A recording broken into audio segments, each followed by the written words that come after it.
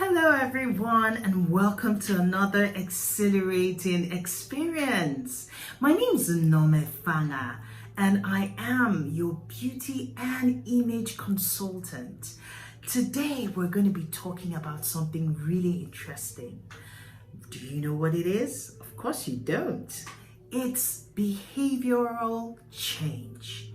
Now before I start, I want to leave us with a quote that says, and it's by the songwriter and king himself, Solomon. He says that as a man thinketh in his heart, so he is. As a man thinketh in his heart, so he is. Now, behavior and change. What does this mean? Change, we know, definitely, it's all about moving from one level to another, transforming from one thing to another. It's usually looked at from the area of progress. Behavior, what's that all about? Behavior, it's about those reactions and responses that we sort of exude when we find ourselves in different situations. Now, some can react negatively or respond positively depending on their makeup. We're going to get there in a minute. So when you put this together, behavioral change, well, what we're going to be talking about today are the things that we can begin to imbibe to be able to change our behavior to begin to get the results that we're looking for. Why is this important? It's important because as a human being, there's a lot that we can achieve, but sometimes we find ourselves not being able to achieve it because of some deposits that are not in our conscious awareness. So we want to do one thing, and we find out that we're doing something completely opposite. Why is this so? That's what we're going to get into. Now, before we go too far, behavioral change is about change from the mind. When I interact with people most of the time as a behavioral strategist, I find out that a lot of people find themselves in this position where they want to do something, but their mind begins to inform them differently, and you find out that they respond totally opposite to what they wanted to do. And why is this problem? We're going to get there. Did you know that before now, you were born as a blank slate? Psychologists, or the people in psychology, call it the tabula rasa.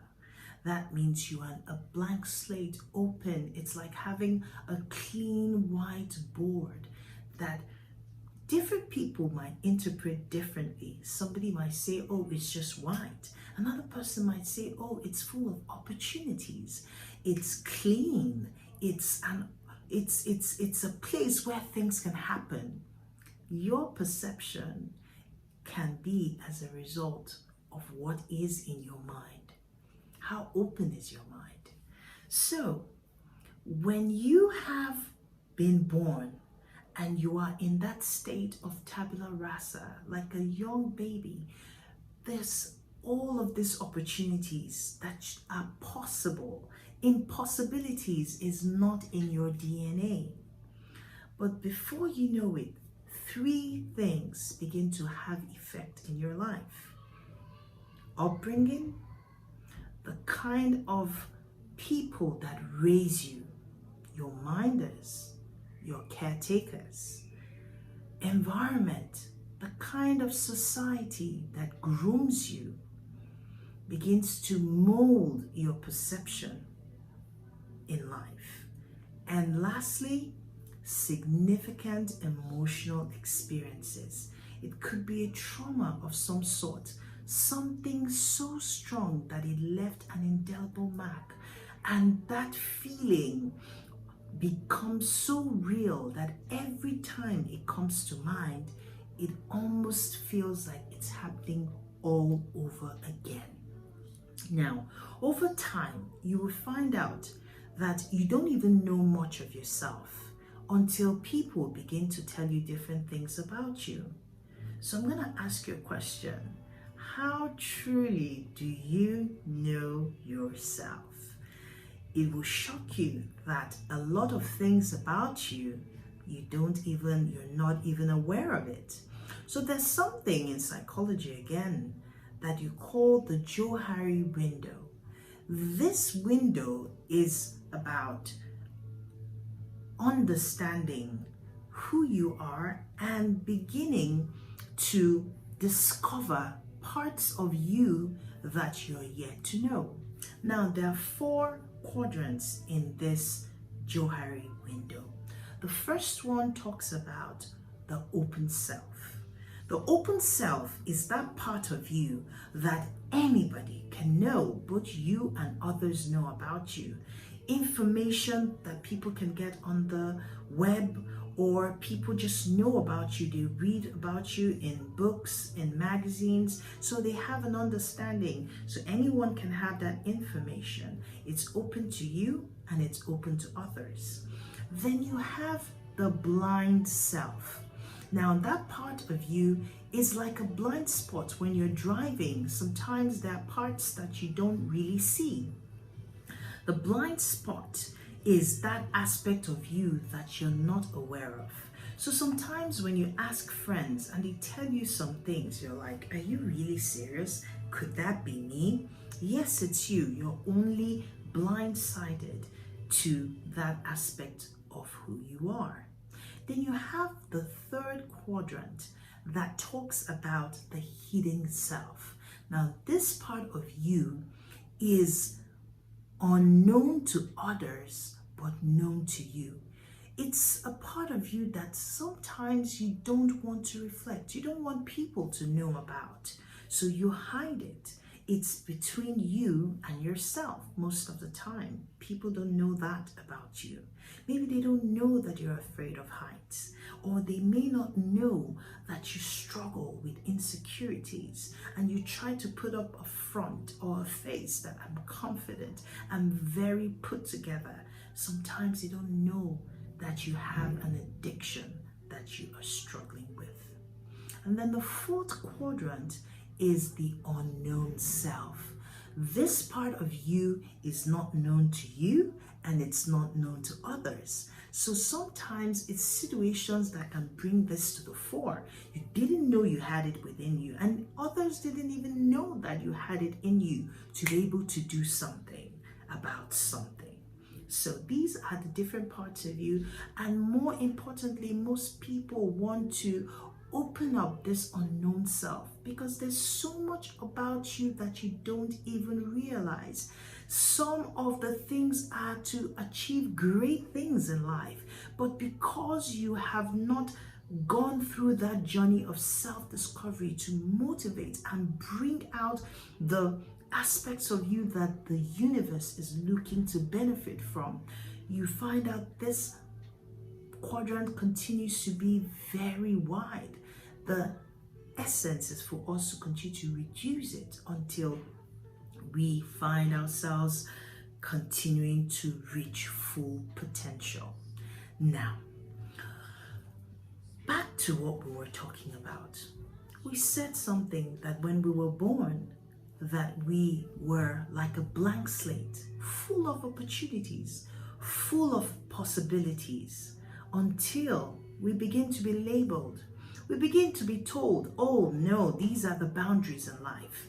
The things that you could normally do without fear, without reservation, you suddenly find yourself limited in your thinking because you think it's not safe, because you've been told this and that. So upbringing begins to change and begins to form us. We begin to know black and white. We'll begin to know, oh, this person is not my color, or this person is from a different place. Before now, everything was the same.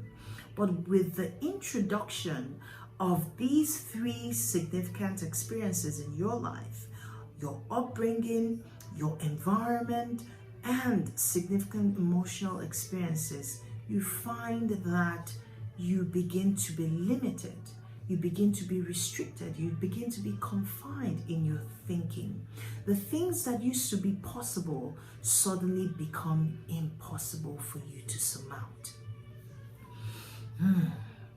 Now you ask, how do I get out of this place where I begin to experience a different behavior change, where these things that were embedded in my subconscious can now be,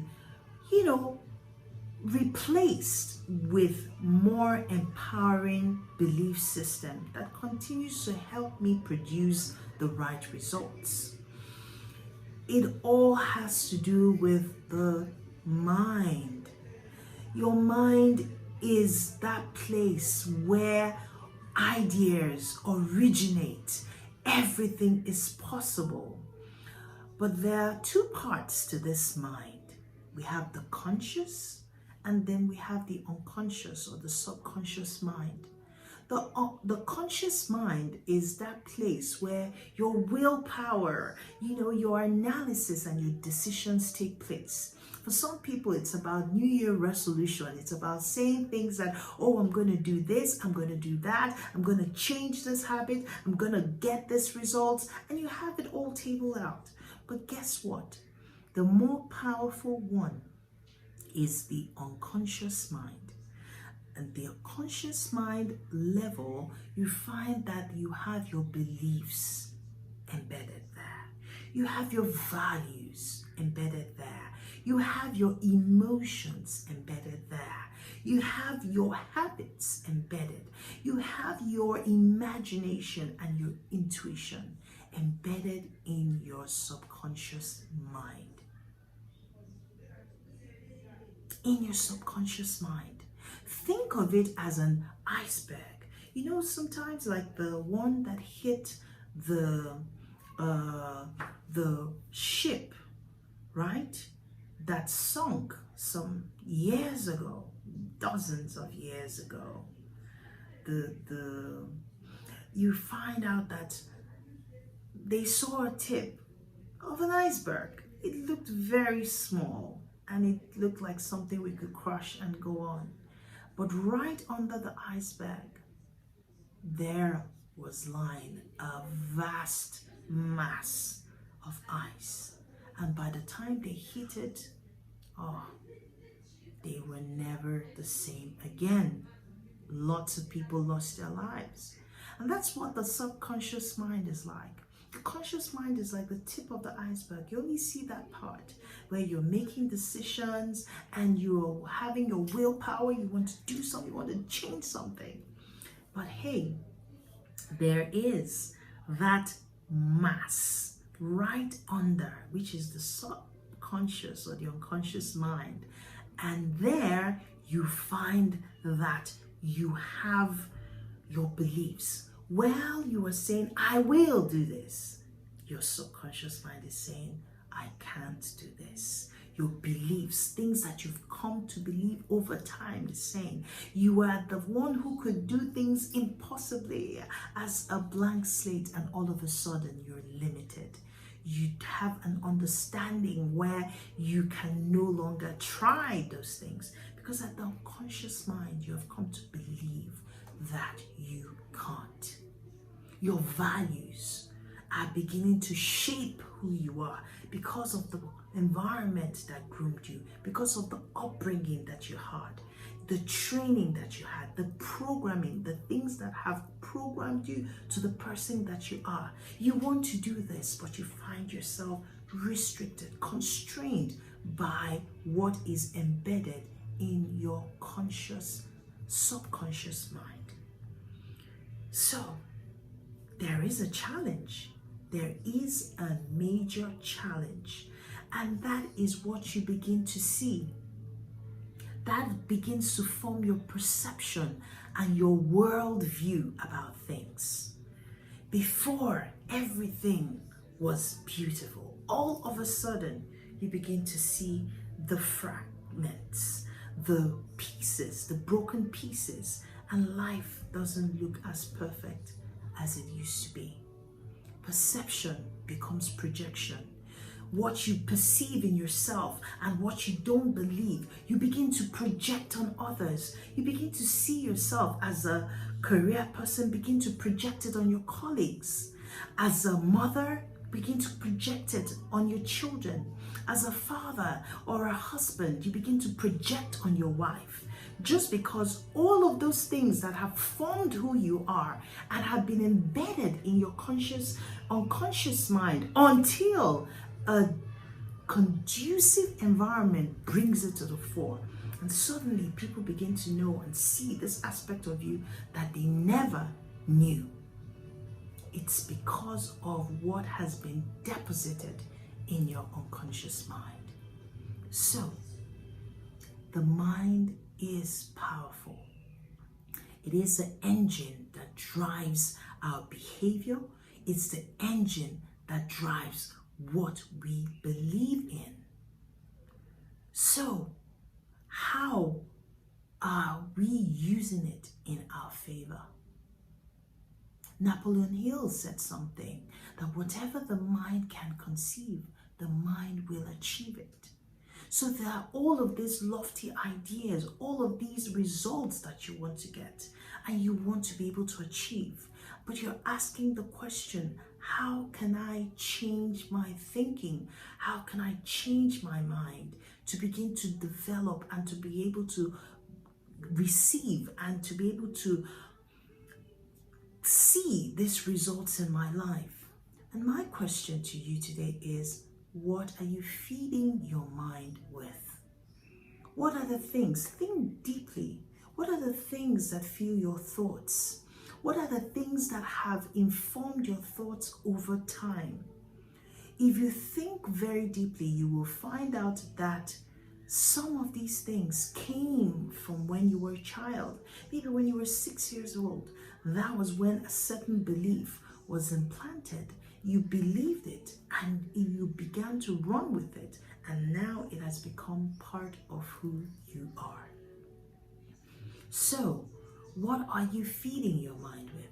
The truth of it is that to change your results, you have to change the way you think.